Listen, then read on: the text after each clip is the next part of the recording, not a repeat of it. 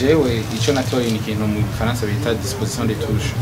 Mu bisanzwe ni ingene indome zikurikirana kuri clavier, hanyuma ukoresheje logiciel ukayinstallar igaciba clavier virtuel ushobora gukoresha kwandika mu Kirundi ukoresheje ubwatuzi. Donc mu bisanzwe ico mugira muri installer yo logiciel mukabwira Windows ikoreshe ku rurimi rw'Ikirundi, nk'ahanye murabona yuko hariho plusieurs options ari Igifaransa, Icongereza n'Ikirundi.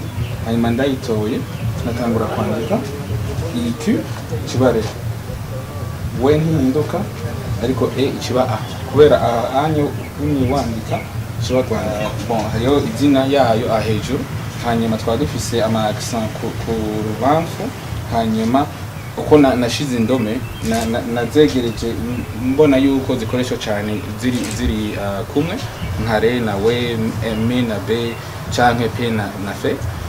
Hanyuma qxl ndazikura kugira ndonke kibanza y'ibyo twatuze, ariko sinazikuye ngo ziveho complètement kuko ndazi ko biragoye nawe uri kurandikira Igifaransa ushaka accent canke ushaka le. Donc ugize control alt ndayihajuta ahanyene L iri na Q na X nico kintu. Hanyuma ufise clavier ifise touche morte ala kuri kubamfu no kuburyo bwa Z agashobora kuyitora facilement akoresheje shift. Donc vraiment jewe cyo nagerageje kugira ni gushira ama indome dukeneye cyo turandika Kirundi, hanyuma kubera dushaka ko abantu bari mu kaminuza bayikoresha narashizemo n'ama symbole mathématique, hanyuma n'ama symbole bakoresha muri edition de texte.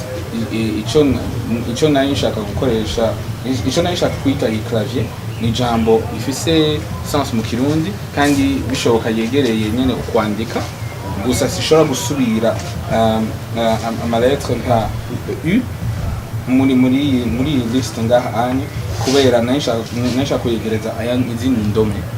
Hanyuma cyo ndayikura imbere nkuko bon ko nabigize niko nk'amazina y'abantu je nitwa Nkinzo ariko si jambo y'Ikirundi ni Nkinzo, so ndaca ndakura ariko integuza bara tumenyereye dukeneye yuko leta canke ministère de l'éducation en particulier yuko bavuga yuko babishigikiye, hanyuma bagaca basaba Windows, Apple na Linux babishire muri system, hanyuma ushobora kuyikoresha kuko mu isanzwe